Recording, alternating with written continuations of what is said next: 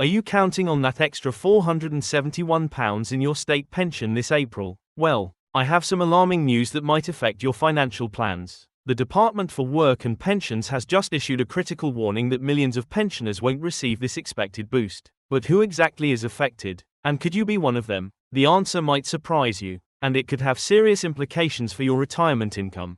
Before we dive into the details, make sure you hit that subscribe button and turn on notifications so you never miss important updates about your pension and benefits. Also, drop a comment below if you're concerned about this change and how it might impact you or your loved ones. I respond to all comments and might create a follow-up video addressing your specific questions. Hello everyone, and welcome back to the channel. Today, we're discussing a critical issue affecting millions of pensioners across the UK. If you've been following the news, you might have seen headlines about the state pension increasing by £471 annually starting this April. But what the headlines often don't make clear is that this increase won't apply to everyone. Let's start by understanding what's driving this increase in the first place. The state pension is protected by what's known as the triple lock system. This means it increases each year by whichever is highest: inflation, average wage growth, or a minimum of 2.5%. This year, due to higher inflation and wage growth figures, we're seeing a significant 8.5% increase to the state pension. This increase should translate to an extra £471 per year for many pensioners. It's a welcome boost during these financially challenging times with rising energy costs, food prices, and general inflation putting pressure on fixed incomes. But here's where things get complicated. The Department for Work and Pensions has confirmed that millions of pensioners won't actually receive this full increase. You might be wondering why this is happening and whether it affects you. The answer lies in understanding the two different state pension systems currently operating in the UK. If you reached state pension age after April 6, 2016, you're on what's called the new state pension system. But if you reached state pension age before that date, you're on the old, or basic, state pension system. This distinction is crucial because it determines exactly how much of an increase you'll receive this April.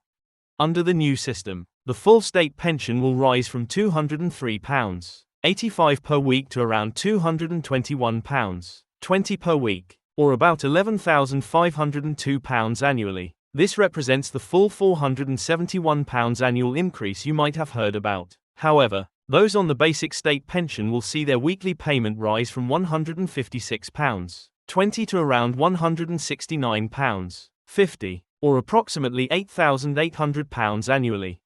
This creates a significant disparity between the two groups of pensioners, with those on the older system potentially receiving over £2,700 less per year than those on the new system. But why does this two-tier system exist in the first place?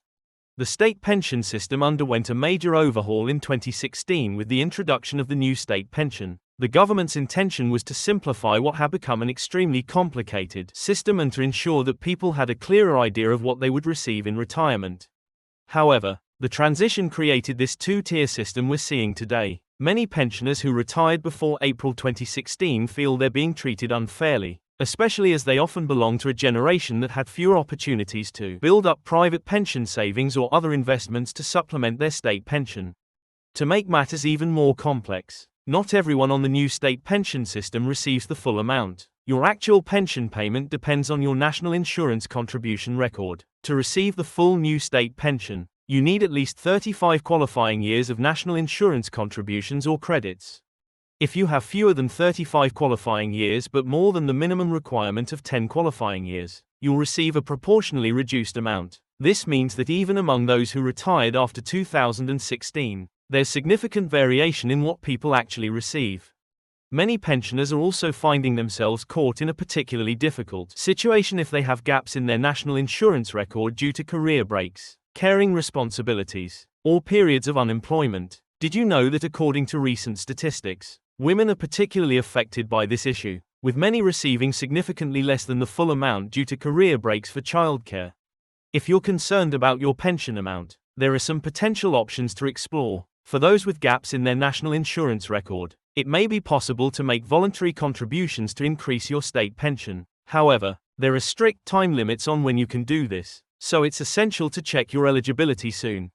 There's also pension credit, a benefit designed to provide extra money for pensioners on low incomes. Despite being worth an average of £3,500 per year to eligible pensioners, pension credit remains significantly underclaimed. Recent figures suggest that up to 850,000 eligible households aren't claiming this benefit, leaving an estimated £1.7 billion unclaimed each year. Could you be one of those missing out on this additional support? Let's consider what this means in practical terms for the average pensioner. For someone on the basic state pension, the difference between what they receive and what those on the new system get amounts to around £52 per week. That's more than £200 per month that could be used for essentials like food, heating, or medication. I recently spoke with Margaret, a 78-year-old widow who retired in 2014. She told me, "I worked all my life, paid my national insurance, and now I'm getting less than someone who retired just 2 years after me. It doesn't seem fair, especially when everything is so expensive these days. That extra money would make a real difference to my quality of life." What do you think? Is it fair that pensioners who may have contributed to the system for the same number of years receive different amounts based solely on when they retired? The government's position on this issue has been that the new state pension system was designed to be more sustainable in the long term and to provide a clearer foundation for retirement planning. They point out that many pensioners on the old system may receive additional benefits through the State Earnings Related Pension Scheme, SERPS, or the State Second Pension, S2P, which aren't part of the new system. However, critics argue that these additional elements don't fully compensate for the disparity between the two systems, particularly for those who didn't earn enough during their working lives to build up significant additional pension entitlements. Opposition parties and pensioner advocacy groups have called for reforms to address this disparity, suggesting solutions ranging from equalizing the two systems to providing additional targeted support for those on the lowest incomes. I spoke with Dr. Jane Wilson, a pension policy expert at Cambridge University, who explained, the current two-tier system creates significant inequalities among pensioners. While the triple lock is valuable in protecting pension incomes against inflation, its benefits are not being felt equally across the pensioner population. This is particularly concerning given the current cost of living pressures. Financial advisor Robert Thompson added, "Many of my clients who retired before 2016 are struggling to understand why they're receiving less than their friends or siblings who retired after that date. It's a complex system to explain, and many feel it's fundamentally unfair." So what does the future hold for the state pension system? There have been ongoing debates about the sustainability of the triple lock, with some suggesting it may be too generous in the long term. Others argue that given the relatively low level of the UK state pension compared to other developed countries, the triple lock is essential to ensure pensioners can maintain a decent standard of living. There's also the question of whether the state pension age will continue to rise. It's currently scheduled to increase to 67 between 2026 and 2028, and then to 68 between 2044 and 2046. However, there have been suggestions these increases could be brought forward. What would these potential changes mean for you or your loved ones? Have you considered how a rising state pension age might affect your retirement plans? If you're still working, it's crucial to be aware of these issues and to plan accordingly. Don't assume the state pension alone will be sufficient for a comfortable retirement. Consider increasing your workplace or private pension contributions if possible, and make sure you're checking your national insurance record regularly to identify any gaps that might affect your future pension entitlement. For those approaching retirement, it's worth getting a state pension forecast to understand exactly what you'll receive. You can do this through the government's website or by contacting the Future Pension Centre. And if you're already retired and struggling financially, do check whether you're eligible for additional benefits like pension credit, council tax reduction, or winter fuel payment. Many people don't claim everything they're entitled to, often because they don't realize they qualify or find the application process intimidating. So there you have it. While headlines suggest a universal £471 boost to state pensions from April, the reality is much more complicated. Millions on the old basic state pension system won't receive this full increase, creating a two-tier system that leaves many with less than they might have expected.